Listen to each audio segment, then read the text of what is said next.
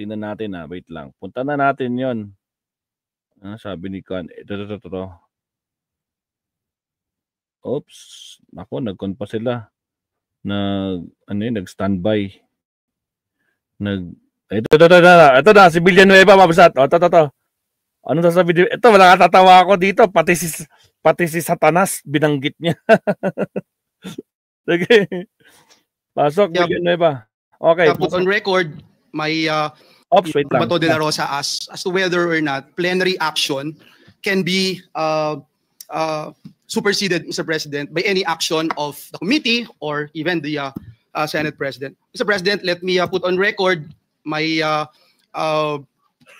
disagreement, Mr. President, with the decision that was made when Senator Jinggoy Estrada made a motion here in this August chamber, which was carried upon by the members of the Senate. So it was no longer just Senator Jinggoy or the members of the minority. It is the entire Senate who made that decision. And we wanted to put on record, Mr. President, why we supported that motion of Senator Jinggoy Estrada. Mr. President, last Tuesday, when this guy, the assistant district engineer from DPWH, mentioned the name of this representation and that of Senator Jinggoy, he immediately stated that he is scared of the Senate. He is scared of the Senate because he mentioned two senators. And during that time, Mr. President, Senator Tito Soto is already the Senate President. And then afterwards, a lot of congresspersons would say that he is safer in the House of Representatives. And then the lawyers of this fellow would mention na ngayon, all of a sudden, safe na siya dito sa Senado. It puts a bad taste in the mouth, Mr. President, na para po bang may mangyayari sa kanya pag nandito siya sa Senado. And that's why, again, when Senator Jinggoy made that motion, we all supported him.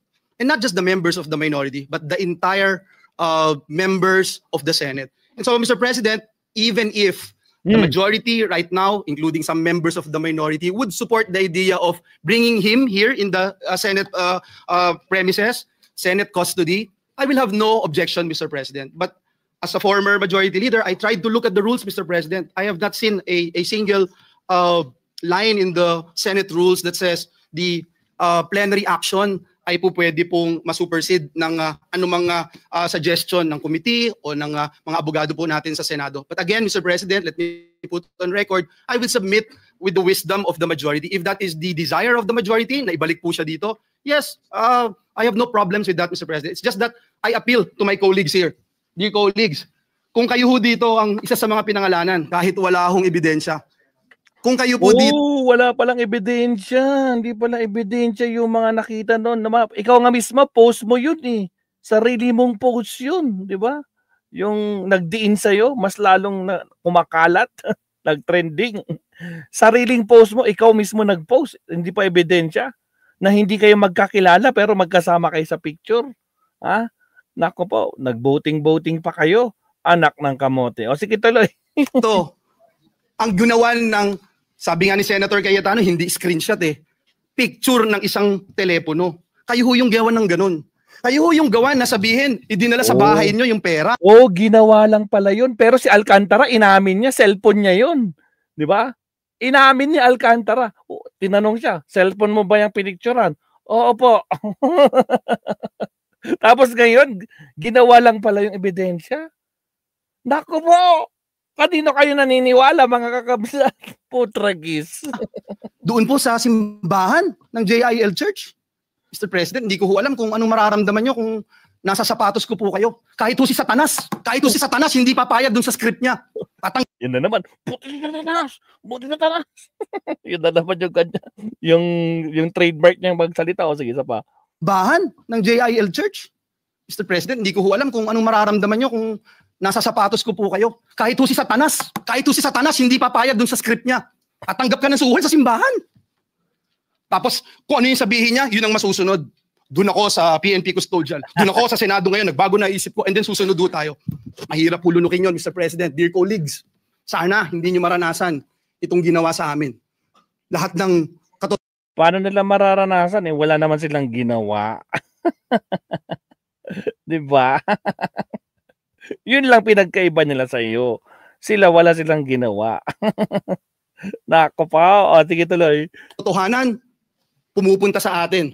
Yung sinasabing CA member ako, 2023 of October, 2024 po ako naging CA. Ang dami nyo rito, kalahati po dito CA nun.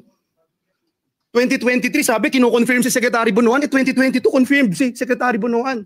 Paulit-ulit po ako dito, wala akong flood control, walang maiturong flood control. And yet, ito, paniniwalaan. Nasa news, nasa lahat po. Dito sa atin, binanggit yung mga kongresista, pero wala, parang falling to deaf ears, Mr. President. Again, Mr. President, hindi ko kailangan na may sumuporta sa akin dito sa Senado. Kahit isa po dito sa Senado, I appreciate yung mga naniniwala. Kung hindi kayo naniniwala, it's not my problem. O mga kabsat, sino naniniwala kay Jovel Villanueva? Press 1. Press 2 sa hindi. Mga kabsat, press 1 sa mga naniniwala kay Joel. Press 2 sa hindi, mga kabsat. St. Benedict F. Hernandez. Naomi Chin. Ano kayo? Sino naniniwala kay Jovel Villanueva? Ako po, Joel. Nakikita mo ba? Ba't di nakikita? Dali nga lang. Hindi nakita yung chatbox. Sandali. Pakita natin no? Sige. Yan. Si Jimboy, si Ara, si Naomi, si Makwan, galit na galit, si Winnie, si St. Benedict, si Winnie Artos, Michael Panga, nandiyan ka pala, kabsat, Eva Hernandez, Luisita Macmelon. Ano na? Sino naniniwala kay Villanueva? Anak ng kamote. Sige, tuloy. Ang alam ko lang, Mr. President, mahirap na ikaw paparatangan tapos sa mismong sarili mong bahay, hindi ka maproteksyonan. Sa mismong sarili mong bahay, pinagdududahan ka o hindi ka man lang mapakinggan, Mr. President. At parang ang nagiging dating ngayon, kung ano ang gusto ni Bryce, nitong Assistant District Engineer, siya po yung masusunod. So yun lang Mr. President. Akin po, kung ibabalik po siya dito, let the plenary decide. And let's... Nakabalik na, hindi na kailangan ng plenary. Nakabalik na, nandyan na ulit sa Senado. continue to abide by our rules. Marami pong salamat, Ginoong Pangulo. Agoy. Senator Jingo Estrada, Mr. President, would like to be recognized. Senator. Ito naman, Jingo Estrada naman, maapsat. Okay, bigyan natin ng kwanto. Teka lang, bigyan natin ng kwanto. Guys, sa mga bagong pasok dyan, huwag kalimutan mag-like and subscribe. Mag-last topic tayo dito. Dire-diretso to, para hindi ko na pinutol-putol lang, maapsat ha. Pero lagyan natin para maputol natin bukas.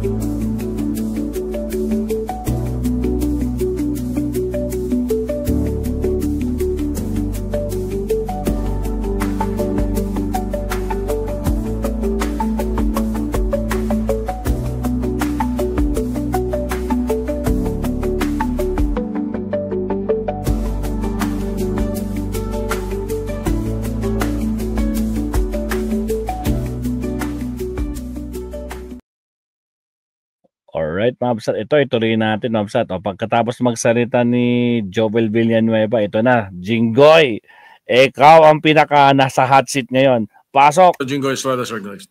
Thank you, Mr. President. Mr. President, this morning, I received a report that Mr. Bryce Hernandez was transferred here from the Pasay City Jail. And it came to as a big surprise to this representation, since we approved that Bryce Hernandez be committed to the Pasay City Jail. We approved it in plenary. Mr. President, last Tuesday, when he appeared before the TRICOM at the House Committee, at the House of Representatives, the opening statement, if my memory serves me right, of Mr. Bryce Hernandez is that, pwede ba dito na lang ako makulong? Ayoko pong bumalik sa Senado dahil merong mga senador na involved dito sa flood control. And much to my surprise, he mentioned this representation together with Senator Joel Villanueva. After his testimony, full of lies. Full of lies daw. According to the Senate President, he talked with the Speaker of the House, and they reached an agreement that he be committed at the... Full of lies daw. Pero nagtugma, no? Nagtugma na merong 355 million insertion, no? Pinalabas din ni Ping Lacson yan. Totoo nga yung sinabi ni Bryce. The PNP Custodial Center. But when I discovered Oh, that when he was Sir in mo? the PNP Custodial Center, not one OSA member was guarding him there. Ni isa sa mga OSA na dapat meron tayong physical custody of that person. Wala na pakialam ang pulis dyan eh. Tayo na ang may physical custody. Pero nasaan? Nasaan na nagagwardya sa kanya doon? Eh kung biglang tumakas yun, biglang pinatakas ng pulis yun, paano na? So after that, nagdesisyon po tayo here, plenary, that we commit him at the Pasay City Jail. And everybody approved of it. When I made my motion, sinigundahan ni Majority Leader Senator Mig Zubiri, and no one objected. At ang sabi dito, I got hold of this letter from the lawyer of Mr. Bryce Hernandez. Third to the last paragraph. We appeal for this because today there is renewed faith. Ito, September 15, today. Under your leadership, Senate President Soto, and with Chairman Lacson's stewardship of the Blue Ribbon Committee, there is assurance that the Senate will stand not only as a body of discipline, but as an exemplar of fairness. Mr. President, noon Tuesday, sabi ni Bryce Hernandez, ayaw niya rito. Kayo na po ang Senate President noon. Bakit ngayon, sasabihin itong abogado niya, there is renewed faith? Bakit nung sinabi ni Bryce Hernandez, Senate President po kayo, wala ba siyang faith sa inyo noon nung nagsalita siya? Noong Tuesday, na ayaw niya bumalik dito sa Senado? Bakit ngayon niya lang sasabihin na meron siyang renewed faith? Bakit lagi natin sinusunod kung ano gustong kapritsyo ni Bryce Hernandez? Gusto niya malipat sa ano? Ayaw niya rito, nilipat niyo sa custodial. Nung nilipat natin sa Pasay, gusto niya naman ngayon malipat dito. Ano ba talaga? Why are we giving so much importance or credence to this person who is a liar, who is the number one suspect of this corruption, what is happening in our country today? You know. Bakit? Bakit? Meron ba nagproproteksyon sa House of Representatives? Bakit nung nag-hearing ang Blue Ribbon Committee po, nung si Congressman Marcoleta pang chairman ng Blue Ribbon, nagbanggit si Diskaya, ilang congressman ang involved sa corruption. Pagdating nung kinabukasan, hindi na front page, hindi masyadong pinag-usapan. Nung si Bryce Hernandez na. Ang tanong, bakit kasi pag-uusapan, may naniniwala ba? Di ba mga kamsat? Nagre-reklamo si Jinggoy. May mga binanggit na mga congressman, 17 sila. Bakit kinabukasan hindi sila pinag-usapan? Bakit may naniniwala ba sa mga Diskaya? Kaya nga, di ba? Credibility, meron ba? Kamote talaga. Sige, tuloy. Nagbanggit ng dalawang senador. Front page na kaagad kami. Kahit hindi totoo yung sinasabi niya. Na walang basihan. 30% commission daw. Ang putang ina. I'm sorry. Strike out from the record. I'm sorry. The phrase is stricken off the record. How can I demand 30%? What is his basis, Mr. President? Tragis, may galit. Ay, hindi ko napanood to Teka lang. May ganitong eksena pala si Jinggoy. Dali ka, isa pa nga. Take two. I'm sorry. The phrase is stricken off the record. How can I demand 30%? What is his basis, Mr. President? Pagkatapos niyan, wala na, kumalat na. Front page na sa lahat ng mga newspaper of general circulation. Lahat na. Masama na kami ni Joel Villanueva. Sa social media, everything, lahat. I've been there. Kaya pinag-iingatan ko pangalan ko. Why should I do such a thing, Mr. President? Why? I will never do such thing, Mr. President. Porket ba I'm actively participating in the Blue Ribbon Committee? Porket ba matapang ako magtanong? Ako na kaagad ang target nila? Bakit? I'm just doing my job as your senator. I have an oath to defend. I want to get all the bad crooks here in the government. That is my duty as your senator, Mr. President. John, duty talaga ni Mr. President, sobra-sobra na. Lahat po, kami apektado na. Even the Senate as an institution is also affected. By the testimony of one habitual liar. Wow, habitual liar. Bakit yung sinigaw ng mga congressman? Bakit? Bakit hindi natin imbestigahan? Bakit yung mga senador hindi imbestigahan? Ako, I'm open to an investigation. In fact, Mr. President, ngayon pa lang, kahit hindi pa nagko-comment sa Blue Ribbon Committee ni Senator Lacson. Ngayon pa lang, I'm willing to sign any waiver to open my bank accounts. Yung! Ganyan din. Sabihin mo kay Joel Villanueva, mag-open kayo, mag-waive kayo ng bank accounts nyo. Yan. Ipakita nyo, wala kayong kasalanan. Go, go, go, Jinggoy. Go, go, go. That I'll put that on record. Yun. I don't know with Senator Joel. Maybe will also conform with my idea. So, Mr. President, hindi nag-respond si Joel. Isa pa nga, baka nag-respond, di ko lang narinig. Isa pa. On record. Si Joel. I don't know with Senator Joel. Maybe will also conform with my idea. Wala. Mr. President, walang sagot, guys. Walang sagot. Bakit panay senador lang ang gusto nilang ipako sa krus? Bakit yung mga ibang mga politiko? Dahil porket masikat kami? Hindi man yata tama yun. Pare-pareho lang tayo nasa gobyerno. Pare-pareho lang tayo naninilbihan dito. Yun lang po, Ginong Pangulo. Maraming salamat po. Ay, ganun lang. Majority Leader. Thank you. Natapos sa ganun lang, mga kabsat. Kala ko meron pa dagdag. Mapsat, hinamon. Sige, mag-waive daw siya ng bank accounts niya. Tingnan natin kung kaya talaga. Ha?